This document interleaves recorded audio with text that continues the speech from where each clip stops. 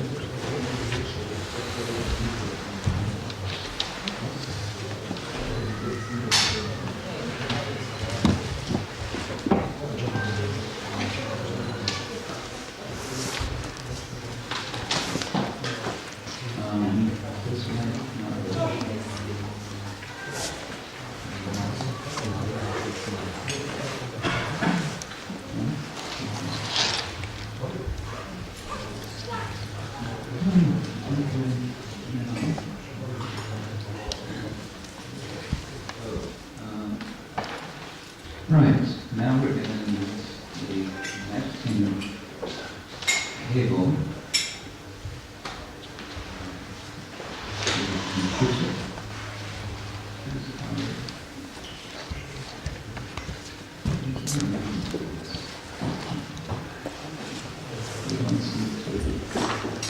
Be fully activated in the organizational department today. Oh, here you go. Okay. It's going to be two.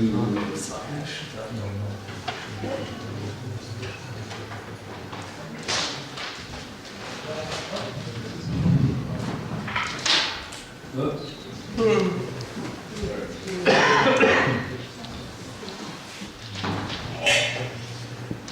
That's his hobby.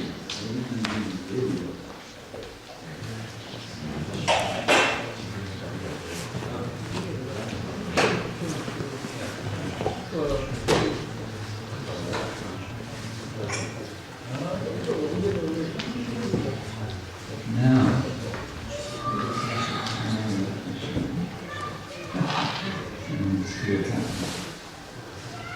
technology.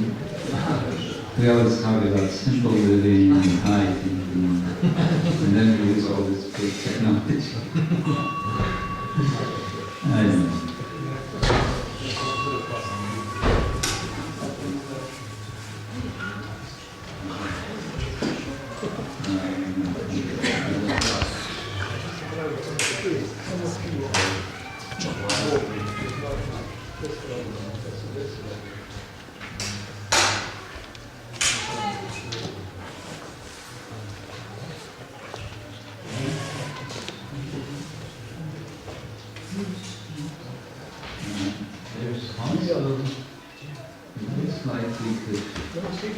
sort of close.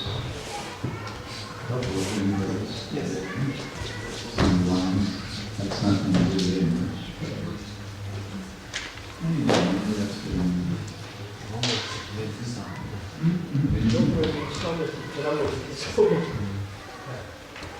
That's probably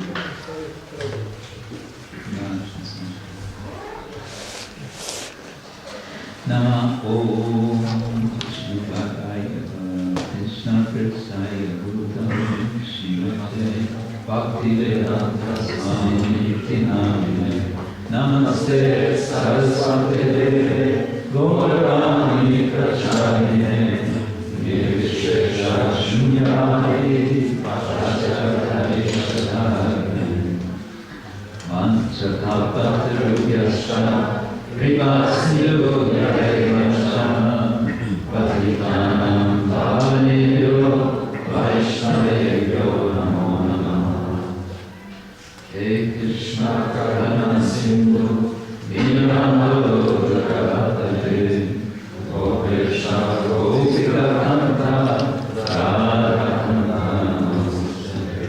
Kapta Krishna Rambi Radhe Vrindavaneshwari Vishwanu Sudevi Pranamami Haripriya Jaya Shri Krishna Chaitanya Prabhu Nityananda Shri Advaita Radha Shivasami Gaura Bhaktavinda Hare Krishna Krishna Krishna Hare Hare Hare Rama Rama Rama Hare Hare. Today I thought to share with you I would call it a work in progress. It's just some ideas on the subject of Vedic sound. It's a big subject. It's something one could say a lot about, or say nothing and just chant Hare Krishna, which we may want to conclude is the essence of Vedic sound. I originally prepared this for a seminar in Hong Kong last December. We have a nice little temple in Hong Kong on the 6th floor of a 13-story building.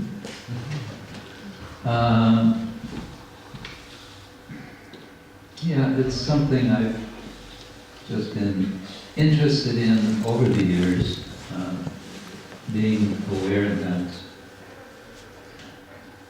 we emphasize very much in our tradition the importance of sound, right? Srila Prabhupada would say, don't try to see Krishna. He would say two things. One, don't try to see Krishna. Rather, try to act in such a way that Krishna would want to see you. But the other is, don't try to see Krishna with the eyes, but see with the ears. Also, in recent weeks and months, I've been reading a translation of the Rig Veda. We often hear that we follow the Vedas, but if you ask a devotee, so what's in the Vedas? You might see a lot of question marks come out of the head. Sort of, I don't know. There are some prayers to demigods, that's all we know. So recently, it's already 2.5, 3 years ago, a new translation of Rig Veda has been published by Oxford University Press, and it's a very, I would say, as good as can be done in English language. So I've been thinking about this literature that we always say is the basis of our culture.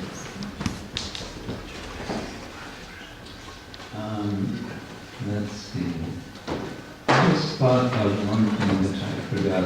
Did you come? I want to get something from the room.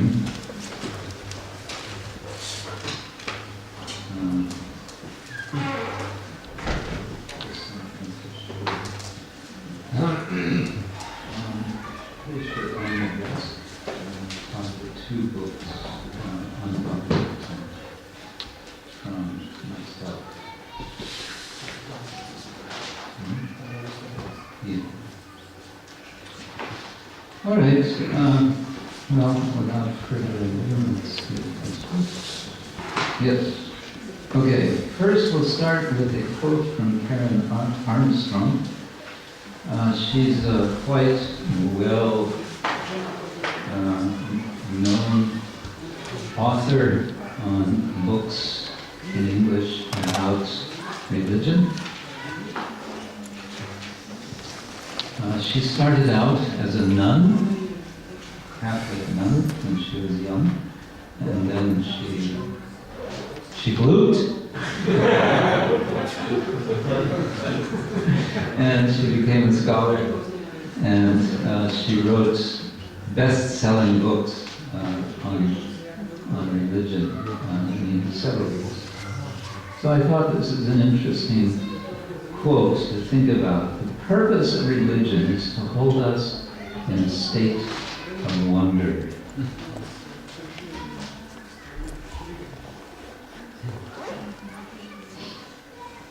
It's quite a different understanding of religion than many people have. Many people have an idea that religion is about having answers, about knowing ultimate truth, and being able to say, this is how it is. This is the truth. But I think this, what she's saying, challenges that idea. There's a lot we could say about this, but of course, the notion of wonder is part of our own tradition. It's one of the rasas. It's one of the secondary rasas, but it's nonetheless important. It's called Adbhuta rasa. And, well, that's a whole other subject. I don't want to go off on it, but you can read also the Srimad Bhagavatam one way. There's many ways to read the Bhagavatam in terms of where you put your focus. Yes. And one way is to be attentive to things in the Bhagavatam which give a sense of wonder.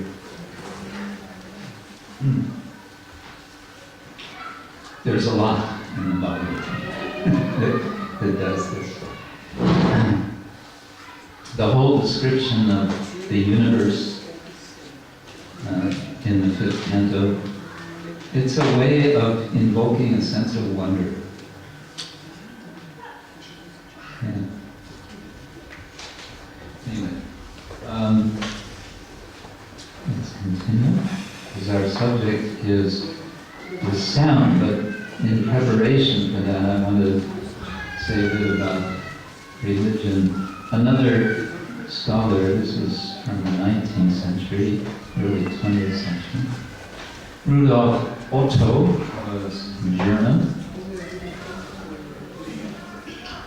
Became famous for his expression in Latin that what is religion? Religion is mysterium tremendum et fascinans. That was his kind of definition, what is religion. Mysterium, a mystery, tremendum, which is tremendous, which is great, and is fascinating. Fascinating. You know this word?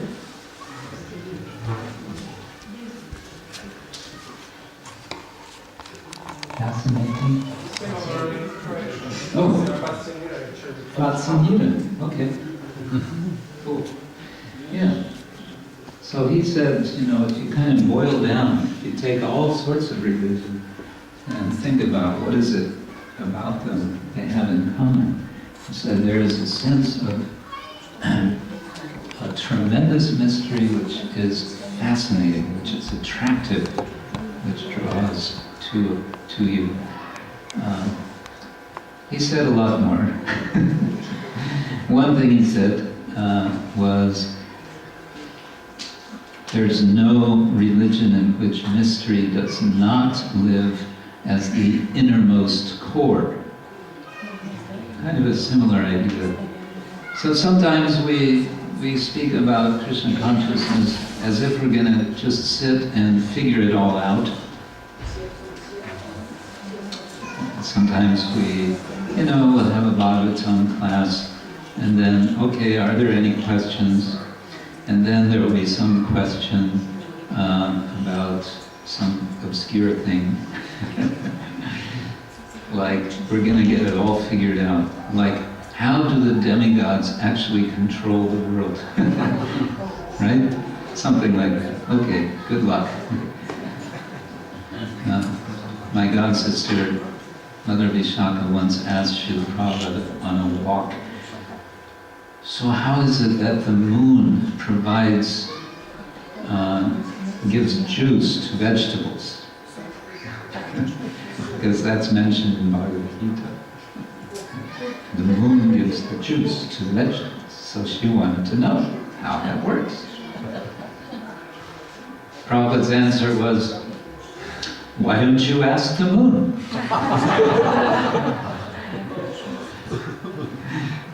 Why don't you ask the moon god?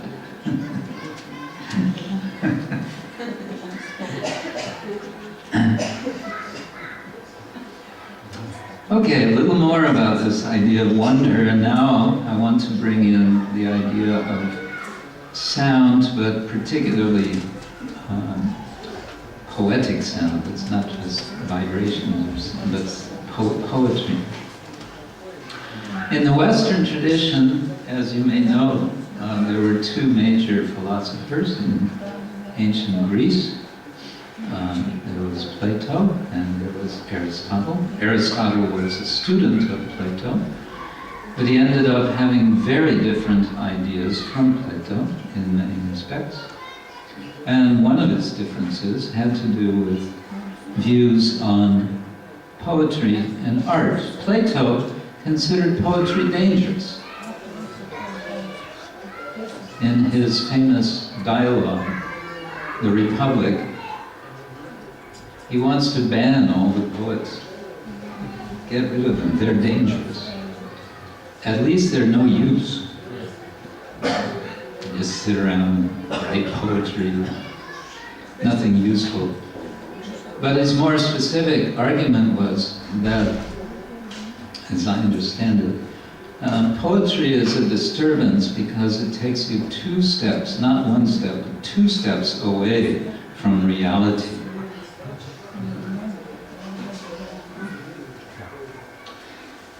Okay, I won't go into the details, but Aristotle didn't have that view at all. Aristotle understood that, and in fact he wrote a whole book about poetry, that poetry can actually give us access to the truth in ways that other forms of language cannot. And I think this is interesting for us because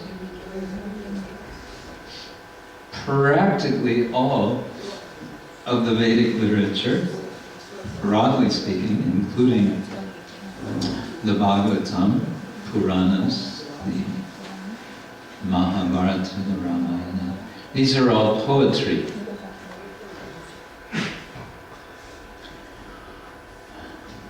Having said that, there is an interesting comment made by one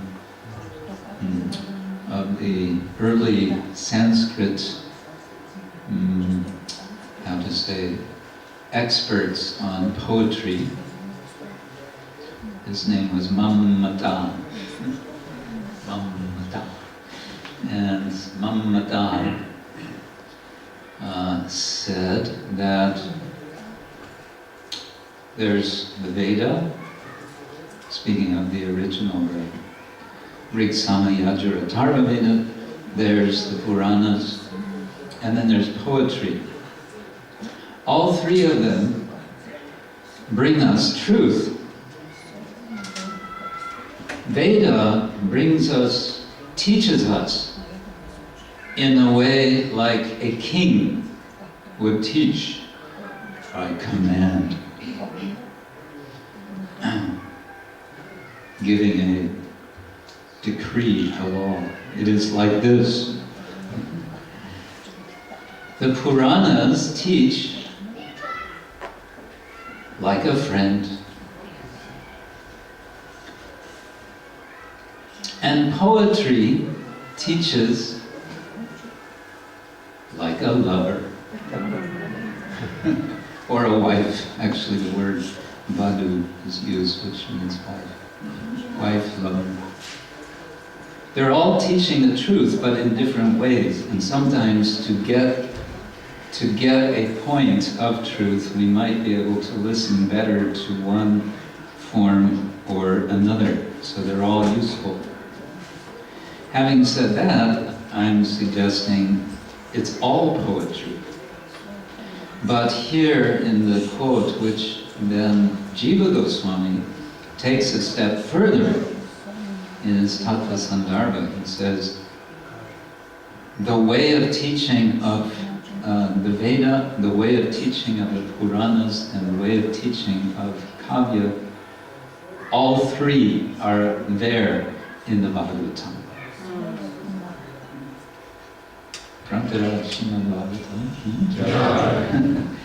So that's part of his argument why the Bhagavatam is the most important scripture.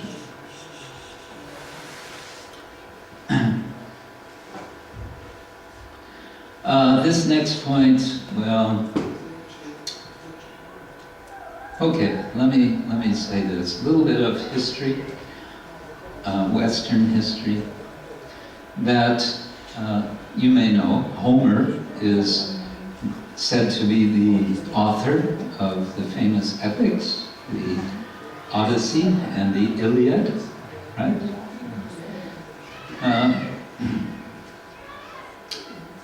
And in these books, there's so much about various gods and goddesses, and the descriptions of some of the activities of these gods and goddesses is somewhat strange, somewhat disturbing. Sometimes their behavior is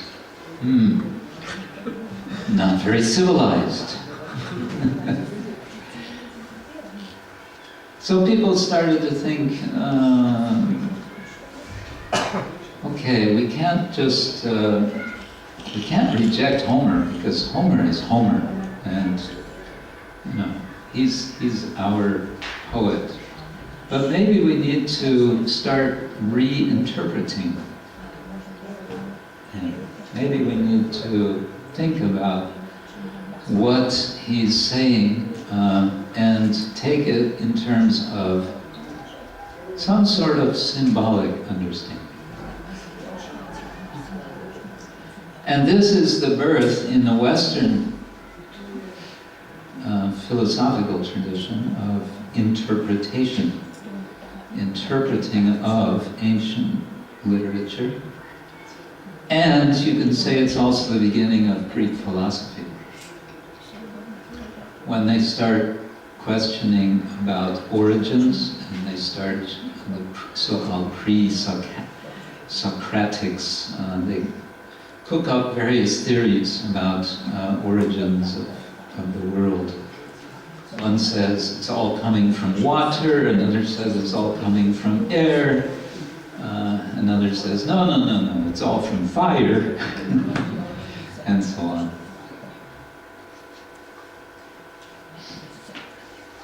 Well, the point here is that the Stoics, this was a group of these ancient philosophers who kind of emerged after Plato and Aristotle.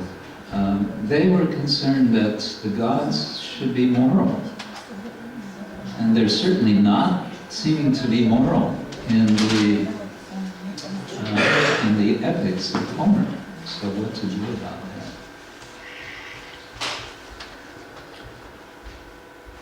Well, this brings on a bigger subject, and that is the question of meaning. And related to this is the subject of value. And both of these may be connected by interpretation. And we have Sanskrit words. The word artha has a double meaning. I think this is interesting. It can mean both meaning and it can mean value. And of course it can mean goal or purpose, like that. And there's another Sanskrit word, vivarana, interpretation. Of course, all of us are interpreting our environment and our experiences all the time. Someone just tells us something, a simple thing like, what's a simple thing? Prasadam is ready, it's in the kitchen. That's what we're all thinking of now. And so then we interpret that. Oh, so prasadam is in the kitchen, it's ready.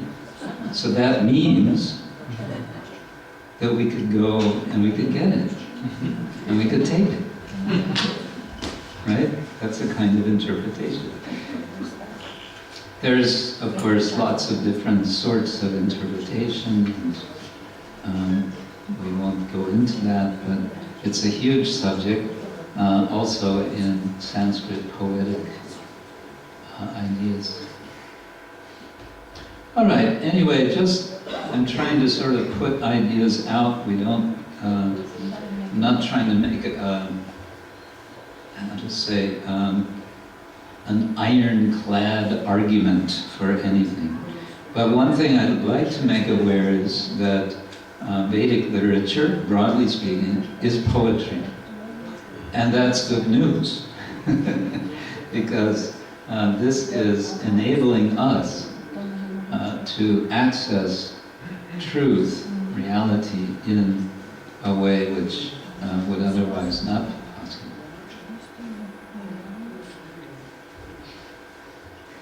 Okay, a little more terminology. We have two different terms, Shabda Brahman and Nada Brahman. And sometimes one or the other is used to refer to the entire body of Veda.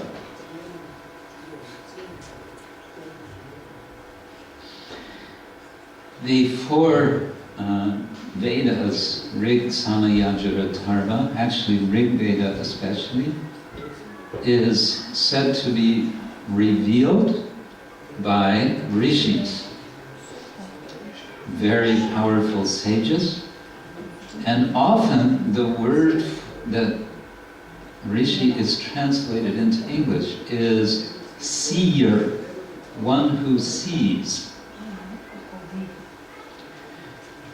which is interesting considering that Vedic literature, what's important is not seeing, but hearing.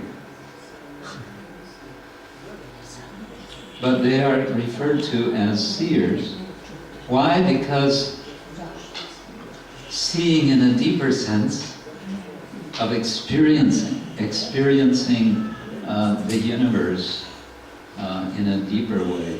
And that way, however they experience it, they express it in sound. Now, at this point, someone may be wondering, wait, you said there's rishis who speak the Vedas in sound. I thought that the Vedas are eternal, and I thought that they don't come from any person, any human being. You're right. The explanation is Veda is eternal, and from time to time they are revealed by the rishis. But the rishis are not making something up.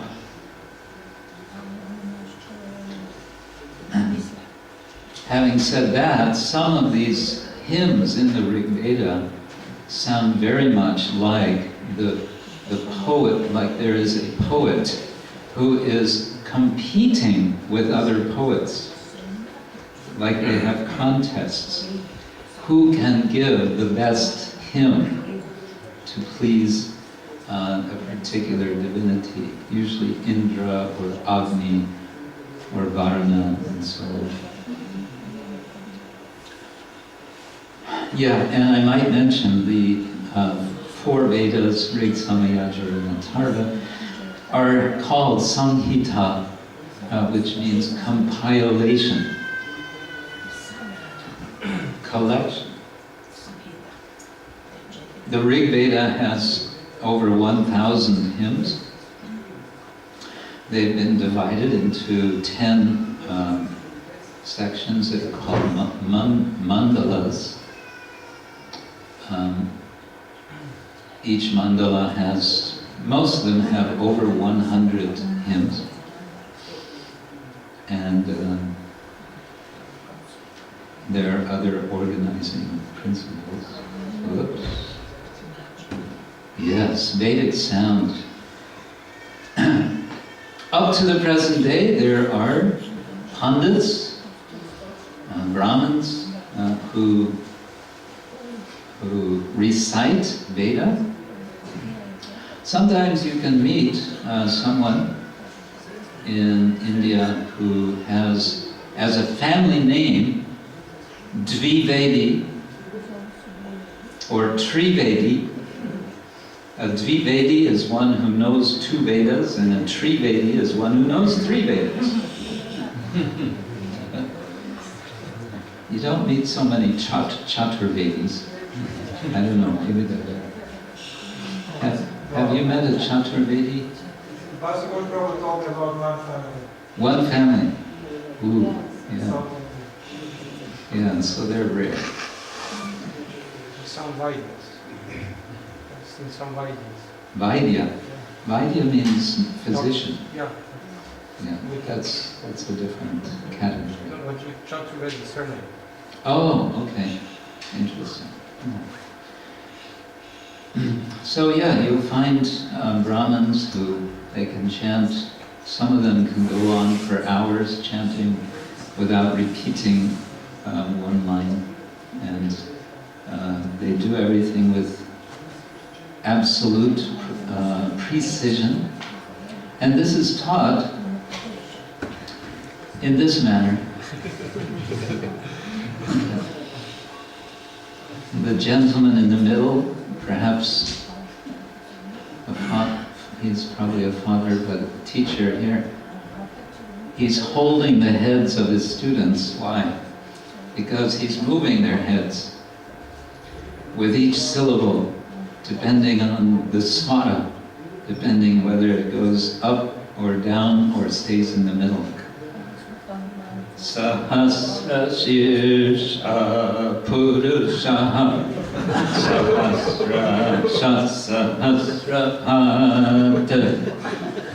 And sometimes to the side. Sabunin Vishvato Vishva Yadanena Tirohati. They're learning, they're memorizing, but they're not just memorizing with their brain, they're memorizing with their whole body. And therefore, the original Veda, the Rig Veda in particular, Sama, Atharva, all of these have been handed down since literally thousands of years without any writing. The earliest records we have of written Veda is, I think, 11th century of the Common Era. So like 1,000 years ago. But because it's been taught in this very rigorous way, and I'll get back to this, some details, how this works, it's preserved. Whoops, back up there. Okay, that's some written Vedic text. I don't know what it is, you know. You search Google and that's what you get.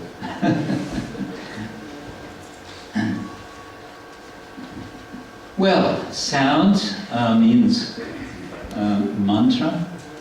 What time should I stop, by the way? 7 o'clock.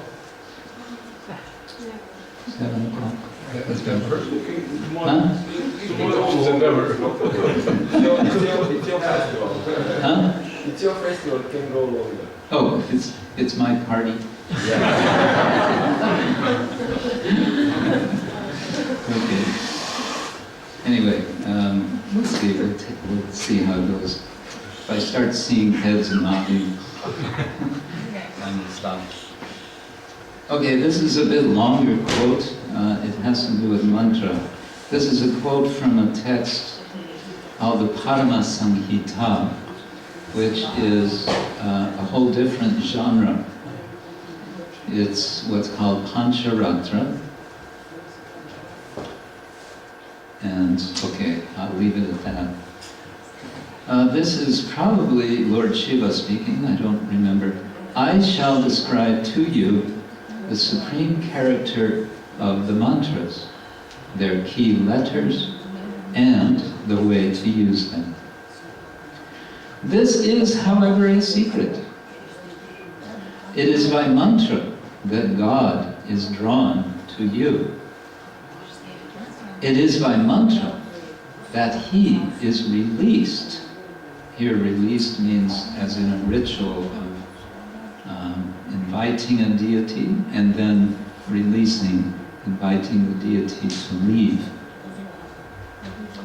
By secret utterance, by secret speech, these are mantras, and therefore these are not to be published.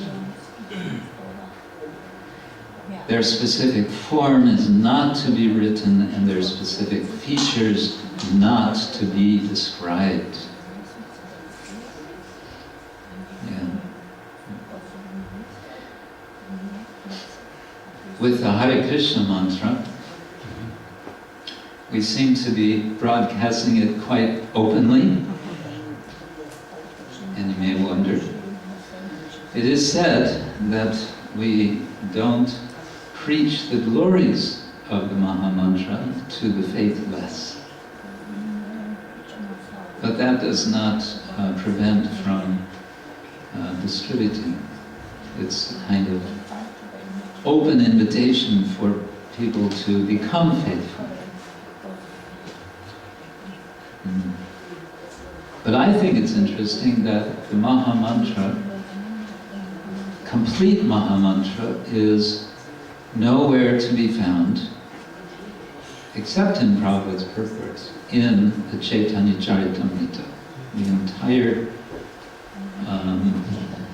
how many thousand verses of Chaitanya Charitamrita, which is all about how Sri Chaitanya Mahaprabhu preaches the chanting of the Hare Krishna Maha Mantra. Nowhere do you find the entire mantra. You find a lot of Hari Hari, and then they chanted Hari Hari. The Chaitanya Bhagavata, however, does, in one or two verses, mention the entire Mahamantra. But it seems Krishnadas wanted to follow this principle that one does not give the entire mantra. Why? Because it's given by one's guru.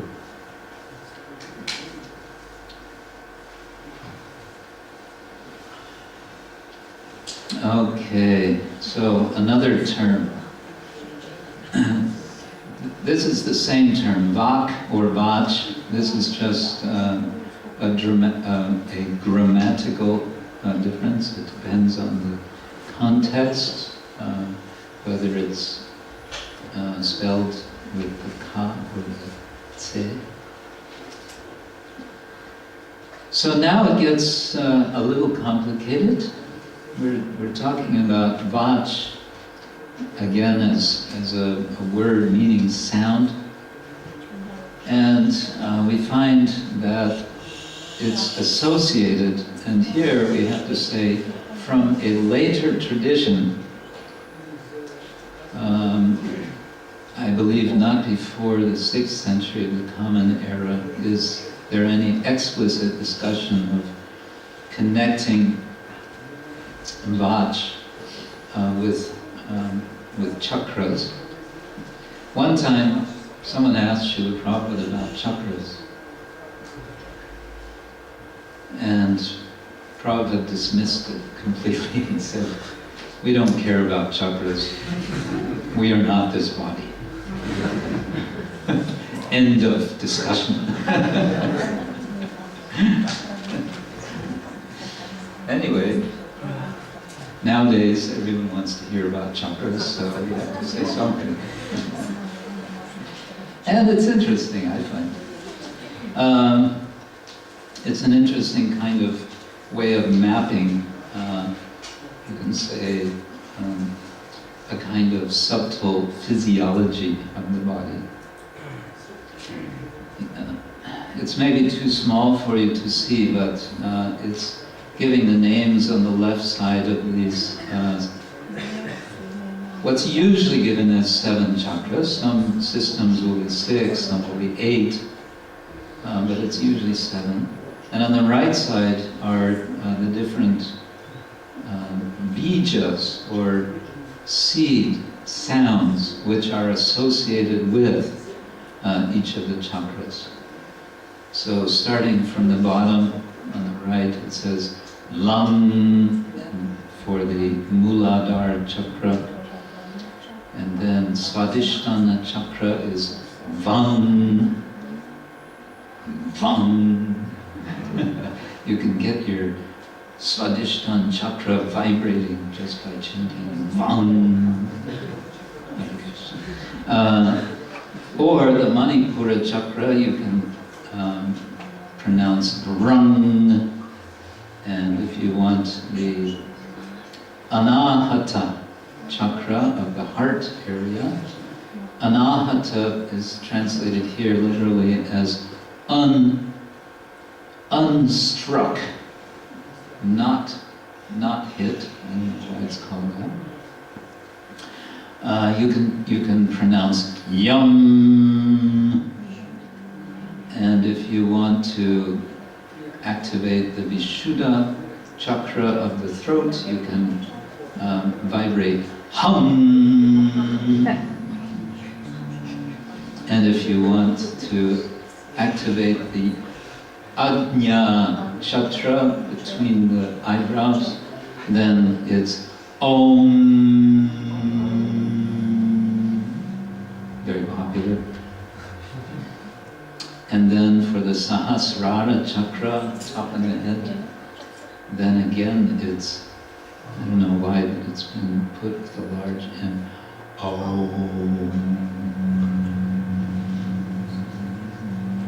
Going to silence. The Om syllable is said to have 5 parts. The A, U,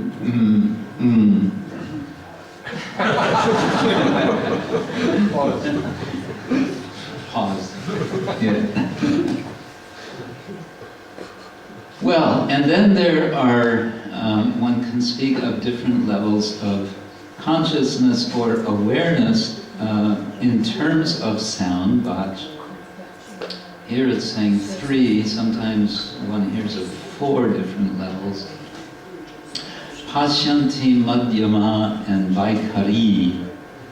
A little more about these coming. Yeah. Okay, enough said there.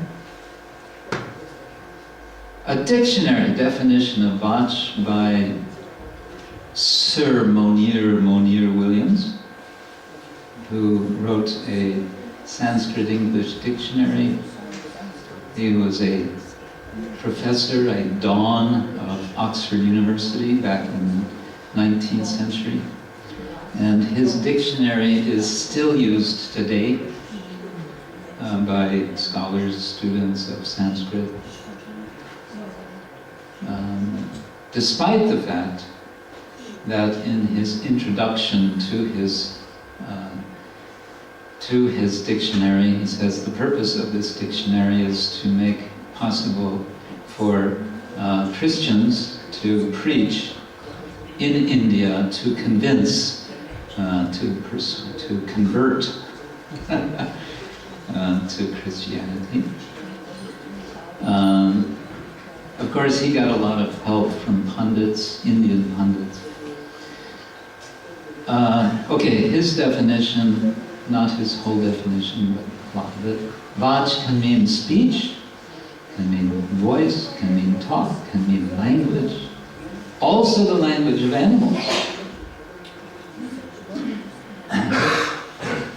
It can mean sound, including inanimate objects, including the sound of stones used for grinding, for pressing, or the sound of a drum. All of that is sound. That is Vach. It can also mean a word, it can mean a saying, it can mean a phrase, part of a sentence, or a whole sentence, or a bigger statement. Or, Vach can also mean speech personified. The personification of speech itself. And in the Veda, in Rig Veda, there are hymns either to or by Vach, the goddess of speech. She's considered a goddess. In the Bhagavad Gita, Krishna, in the 10th chapter, he refers to qualities of women, of the feminine, and one of them is speech.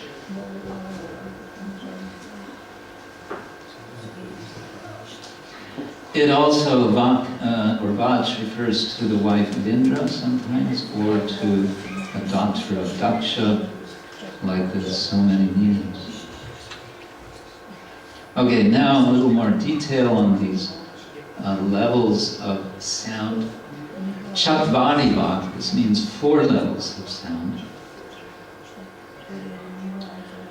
We start with the audible sound, that which we hear, that which we speak.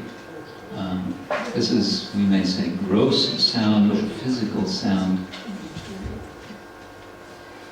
This is what we hear when someone else speaks to us. This is what we hear when we speak to someone else. And this is said to be the carrier of what is called Kriya Shakti.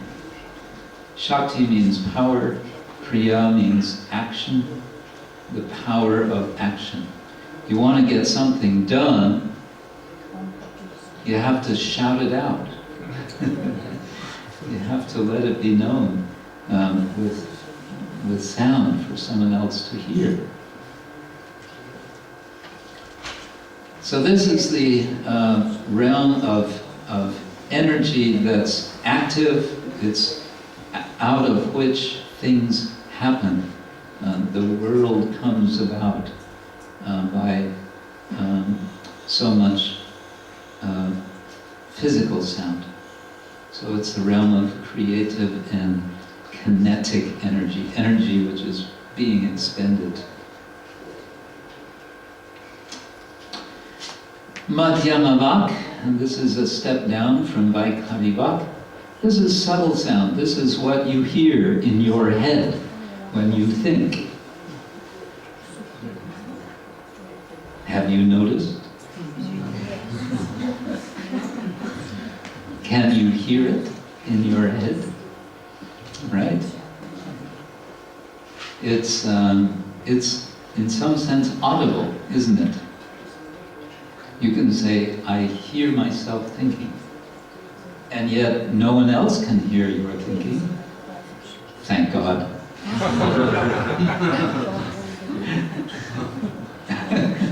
Thank God no one can hear my thinking. So that is the level of jnana shakti, the realm of knowing. And it's potential energy, it's not kinetic. It's, you think to do something, it's all in the head, as we say. And then from the tantra, from the perspective of Tantra, they will say that this madhyama level is in the level of anahata, the chakra of the heart.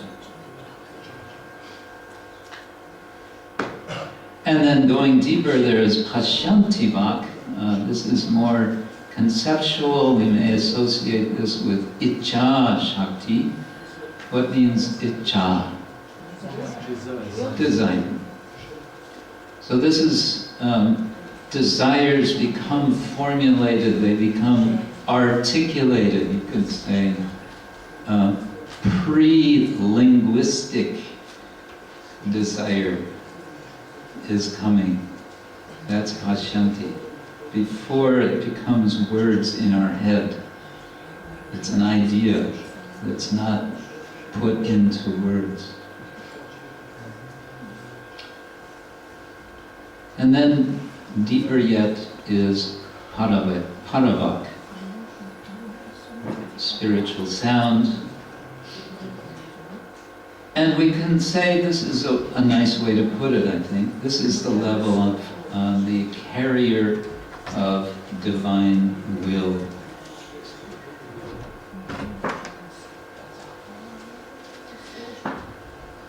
It's also the level of lila, of transcendental activity.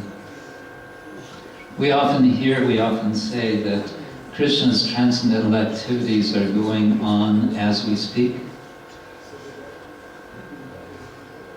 But we don't see, we don't hear. Could it be because these are happening on this level?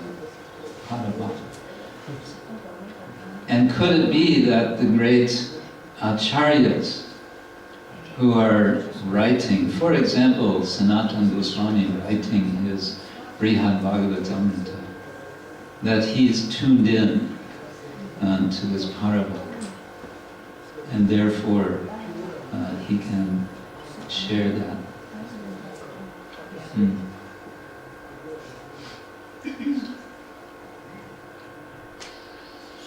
Okay, we mentioned already before the word Shabda. Linguistic sound, this is about sound in the form of words, which means it's going to have something to do with meaning.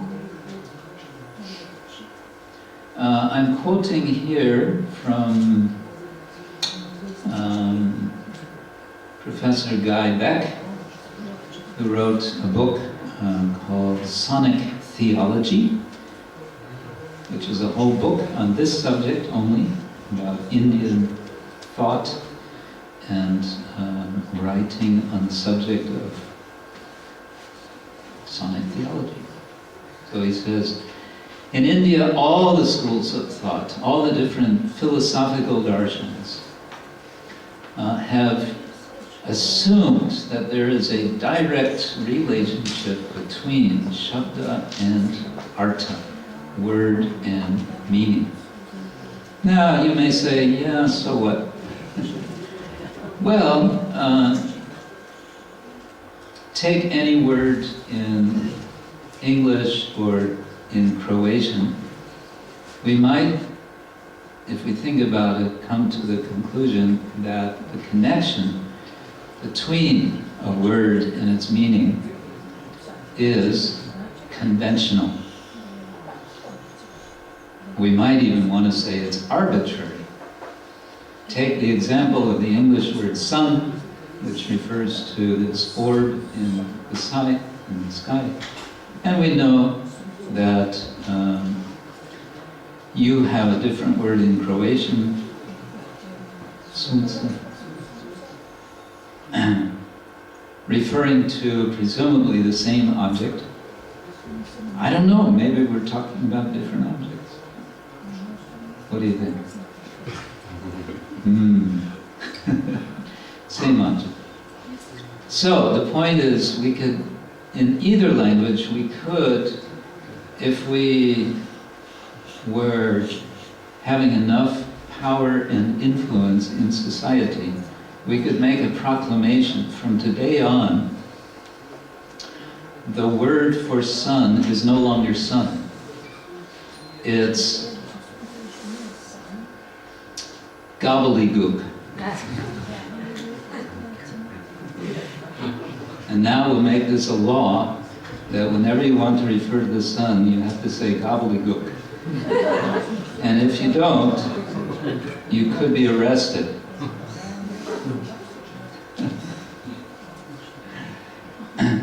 It has been said, incidentally, that a language is a dialect with an army.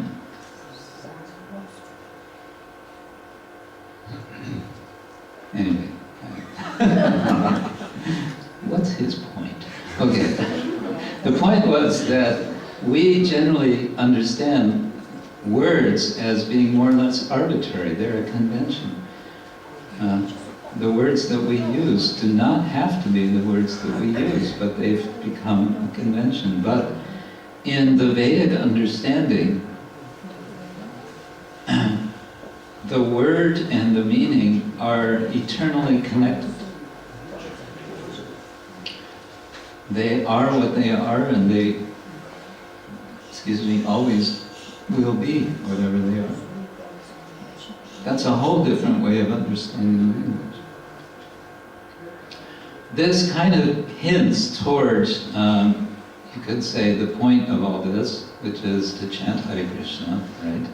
That's always our conclusion. Why chant Hare Krishna? Abhinatvam namanamino. Nama chintamani Krishna's Chaitanya Rasa Vigraha Purna Shuddha Nityamukto Abhinatvam namanamino. There is a non-breakage, abhinatva. There is not separation between the name and that which is being named. That's what's being said about the Mahamantra. Krishna and his name are non-different. This idea comes from Vedic understanding of Shabda. Okay, then it's maybe getting too technical. There's unlettered sound. That's called Dhvani. And then there's lettered sound called Varna. In other words, written and not written. Dhvani is more like sound or vibration, and Varna, the letters of the Sanskrit writing system are called Varna. And then there's this other word, nada, that's only for voiced sounds. Mantra is a kind of applied vak. So you have this, we read all these definitions of vak or vach. When it's applied for some purpose, that's called mantra. The Rig Veda hymns are all considered mantra. They have a purpose.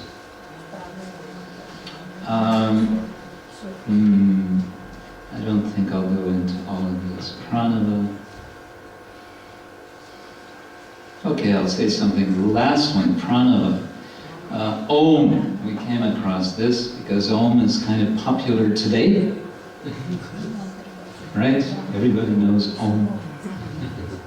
And Om is sometimes taken as the sound symbol of sacred sound in general. Sometimes it's referred to as the personal name of Shiva or Vishnu.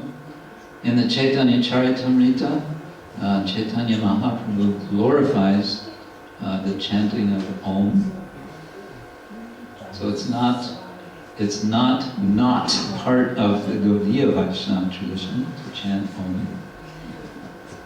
It's okay.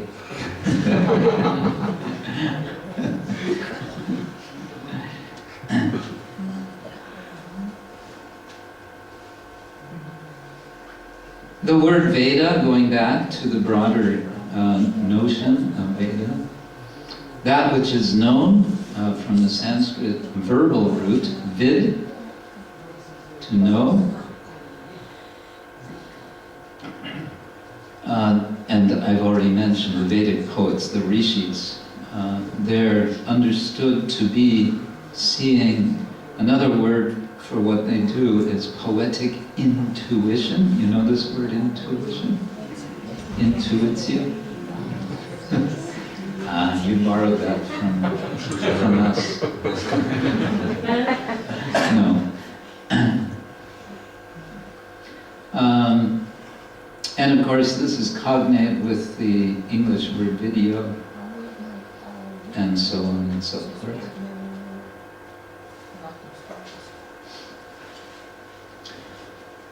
As I mentioned before, Veda is referred to broadly as Shruti. I didn't use the word, but it's about hearing rather than seeing, so it's called Shruti, or that which is heard. It's contrasted with what's called Smriti, that which is remembered, which refers to the Puranas, the epics, and so on. And the point about Shruti, why it's considered most authoritative, because in comparison with Smriti, Shruti is always considered the higher, or the deciding principle, because it's considered revelation.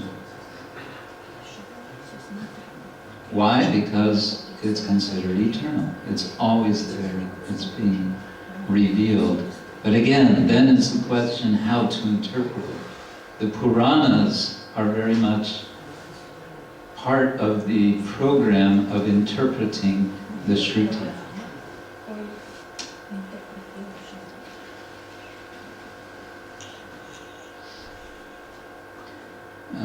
Okay, then back to Vak. 3 different levels: goddess Vak, Vak as speech, and Vak as symbolism of cows. Cows? What do cows have to do with it? Well, cows are very important in the Rig Veda. Cows are everywhere in the Rig Veda.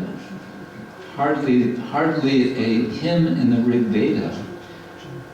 Well, I say hardly. There's different words for cow, and altogether they come to around 700 times cows are mentioned. Cow or cows, in one form or another. And cow is associated also with Vak.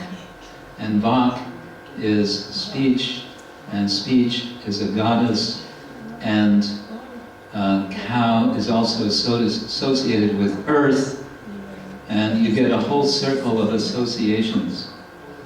The feminine principle of nurturing, the feminine principle of speech, the feminine principle of the cow. It's a whole network, and all of this is being expressed in poetry. Okay, now I'll give you little excerpt from Rig Veda. This is from the 10th mandala, toward the end of the Rig Veda. This is Vak speaking. She says, if you want to hear what Vak says, she says, I establish wealth for the man offering the oblation, who pursues his ritual duties well, who sacrifices and presses. Presses means pressing soma, preparing soma. This is skipping a line, I am ruler, assembler of goods, observer, foremost among those deserving the sacrifice. Me have the gods distributed in many places, so that I have many stations, many places, and cause many things to enter me. Through me, he eats food. Whoever sees, whoever breathes, whoever hears what is spoken, without thinking about it, they live on me. Listen, O you who are listened to. It's a trustworthy thing, I tell you.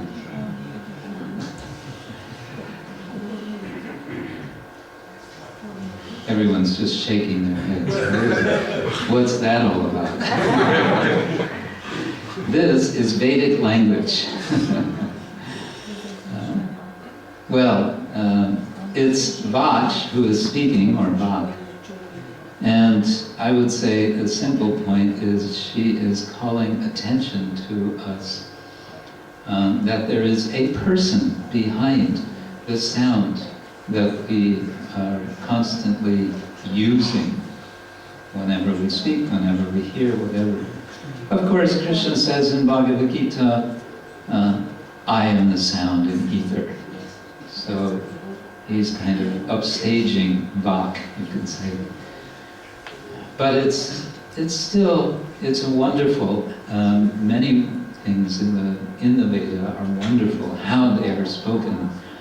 And the acharyas have made efforts to trace, how is it that our understanding of Krishna consciousness, how can we trace it back to the Veda?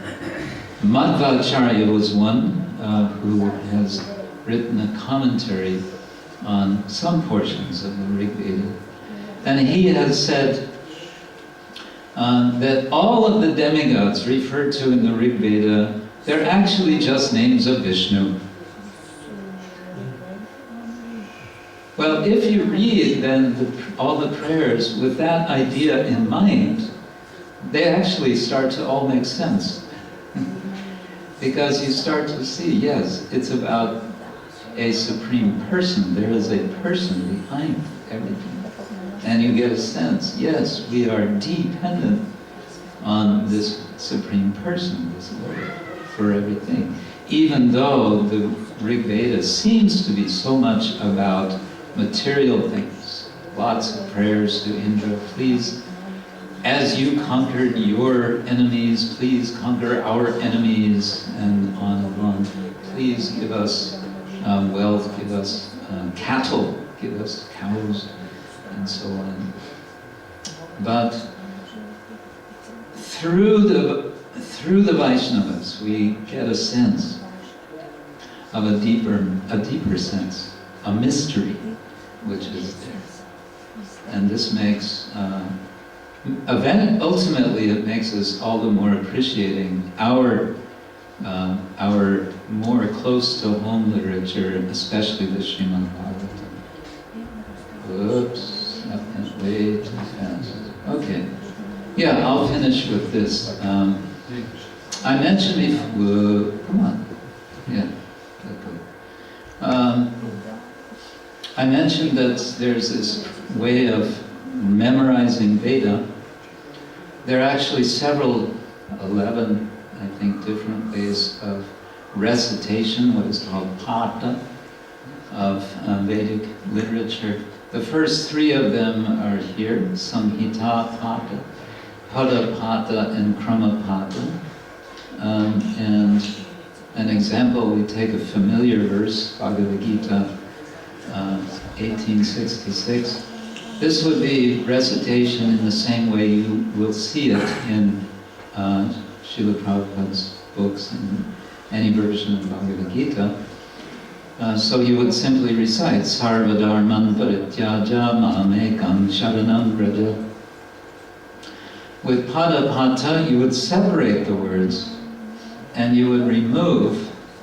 This is not a very good example because there's not any sandhi to take away except the anusvaras, the little dots on top of the last M. So you just have pretty much the same sarva, dharman, parityaja, and mam instead of mam, ekam, sharanam raja. And krama pata would just be a repetition. A, B, B, C, C, D. So sarva dharman, dharman, parityaja, parityaja, mam, ekam, ekam, sharanam, sharanam raja.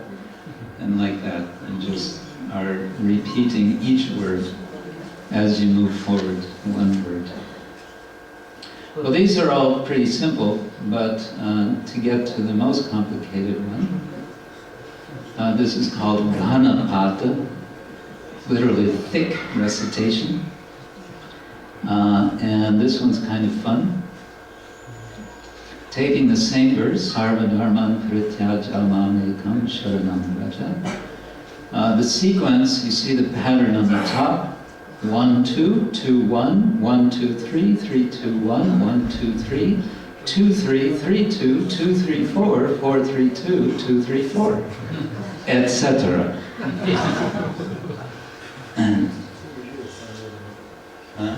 So it would go something like this. Sarva Dharman Dharman Sarva Sarva Dharman Parityaja Parityaja Dharman Sarva Sarva Dharman Parityaja Dharman Parityaja Parityaja Dharman Dharman Parityaja Mam Parityaja Dharman Dharman Parityaja Mam Parityaja Mam Parityaja Parityaja Mam Ekam Ekam Mam Parityaja Parityaja Mam Ekam, etc. This morning we had a Bhagavatam reading and we recited the verse 10 times because Prabhupada said if you recite it 10 times you will memorize it. Anybody remember the verse from this morning? We could work on it. Anyway, if you practice this way, verses of Bhagavad Gita, you might actually learn the verses pretty well. There's another way to learn, but anyway. I just wanted to show the point here being, these are techniques which are used for memory. So mnemonic devices for fixing sound in the mind. Now it's also said that with the Veda Samhita, the more important thing is sound. In the Purana, the more important thing is meaning. And in Kavya, in poetry, the more important thing is rasa, is relish, is feeling.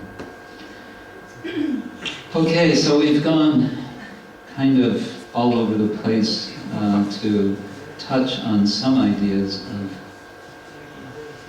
Vedic sound because we talk about Veda so much, sometimes.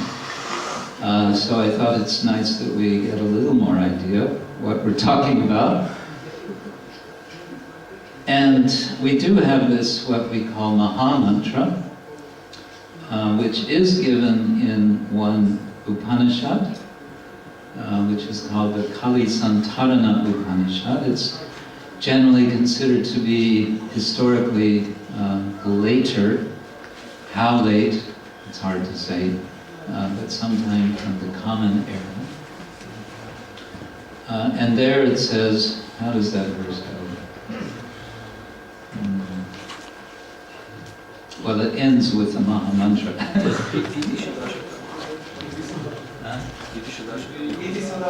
Iti Shodashakam Nam Kali Kama Shinashanam Yatra Sankirtane Naiva Sarvas. No, that's Bhagavatam. Okay. It's huh?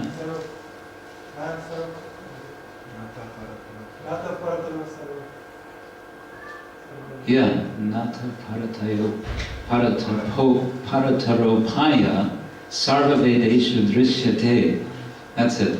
You cannot find, looking through all the Vedas, you will not find a better upaya, a better method for becoming spiritually elevated and liberated than to chant this Maha Mantra. Hare Krishna, Hare Krishna, Krishna Krishna, Hare Hare, Hare Rama, Rama Rama, Hare Hare. Incidentally, on the bottom, this is the handwriting of Srila Bhaktivinoda Thakur, his writing of the Maha Mantra. But on the end, on the far right of both lines, he says, Hare Krishna, Krishna Krishna, Hare Hare, Re. Hare Rama, Rama Rama, Hare Hare, Re.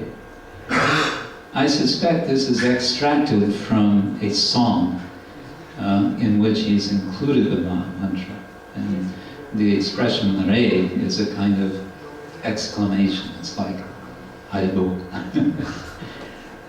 In any case, there we have Bhaktivinoda Thakur's contribution. Yeah, these are my little 2 cents for the day. Do we have time? Does someone have a comment or a question? Anything? Yes. We could have light, yes.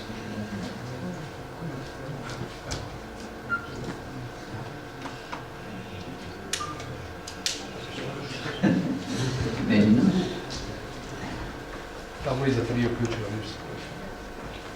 Anyway, that's enough. You mentioned this dictionary, William. Monier Williams. Is there some good study that we can see that what Christians, put into the Puranas or like Vishnu Purana or some example like that? Is there some study from devotees or any Indian, what they missed up, what they messed up, what they added some verses or something like that?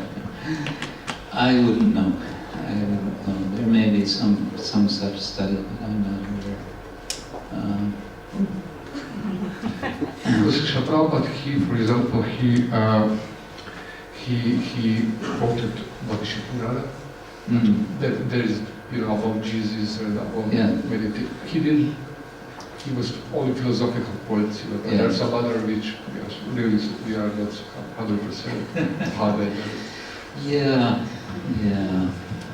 There was a time, quite several years ago, when the VBT, some of the leaders of the VBT decided, let's do a little an investigation of the Puranas to see, is there something that we should be commissioning for translation? So they had various devotee scholars Gopi Paranadama Prabhu and others looking, and they were looking for also Purana, but also commentaries. And as I remember, the conclusion was, no need. No need.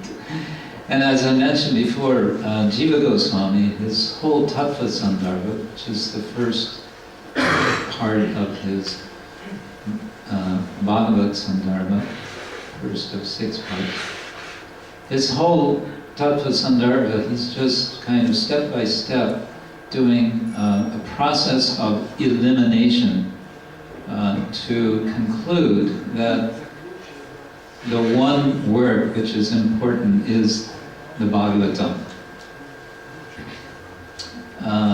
And Bhaktivinoda Thakur expressed this in a rather dramatic way in one essay which he wrote in English when he said, even if all the Vedic literature except for the Bhagavatam would be burned like the Alexandrian library was burned, he said there would be no loss. Interesting.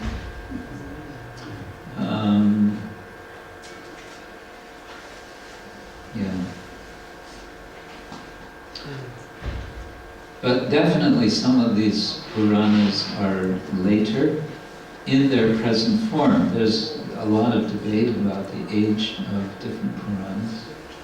And it's extremely difficult to tell precisely because they're Puranas. The nature of Purana is that it's spoken, and then it's spoken again, and then it's spoken again. And when somebody speaks it, they add something, they subtract something. Because again, the Purana was originally spoken, it was not written. And so now what you find, you can say, oh, this must be an interpolation, means something added later. Yeah, quite possibly. And what more was added when? You know? How far back do you go before you say, okay, now we've got a root text? Good luck.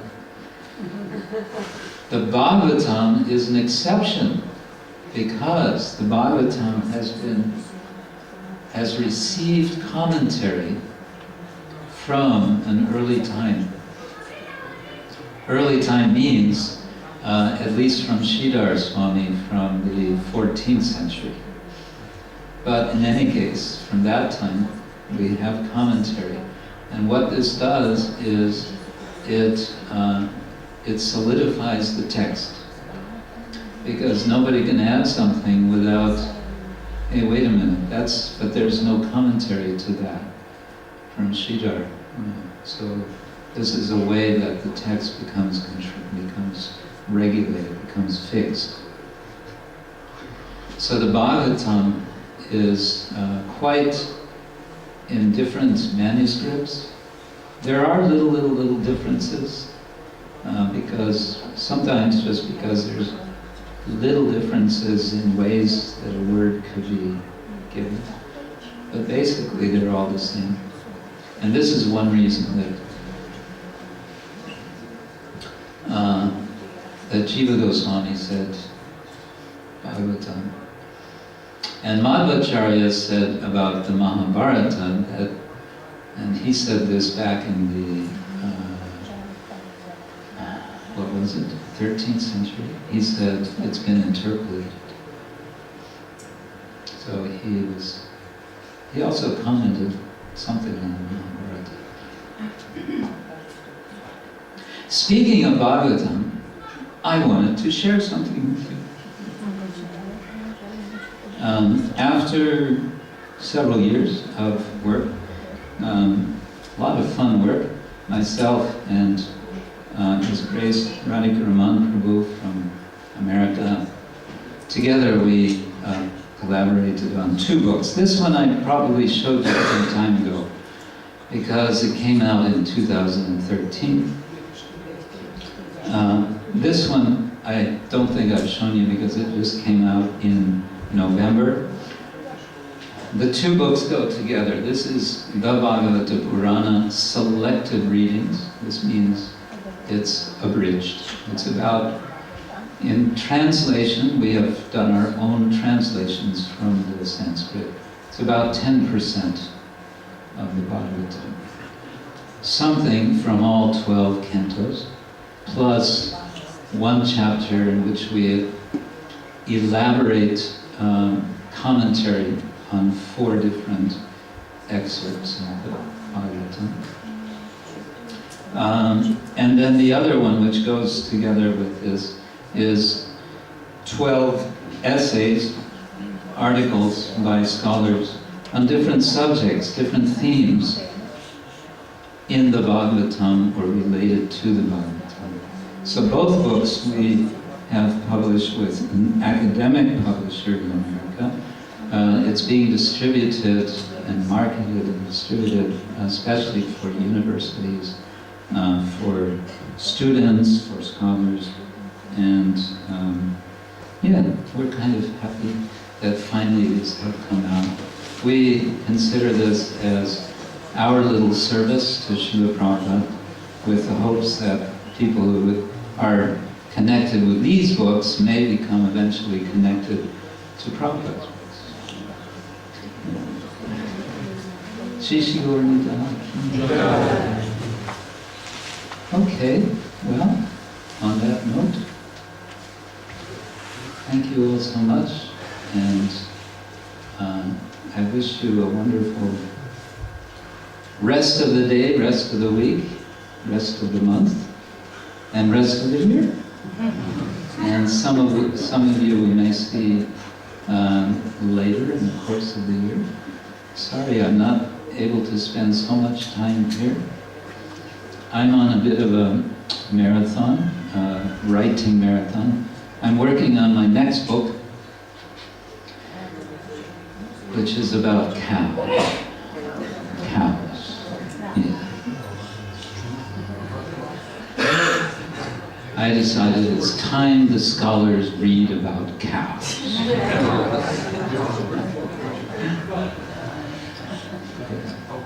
So, with the good wishes and blessings of the Vaishnavas, it may happen. Okay, Srila Prabhupada ki, Shri Gaur Nitai ki, Hare Krishna Mahamantra ki, Gaur Premanande, Hare Krishna. Thank you. His Holiness Krishna Kshetra Swami Maharaj ki.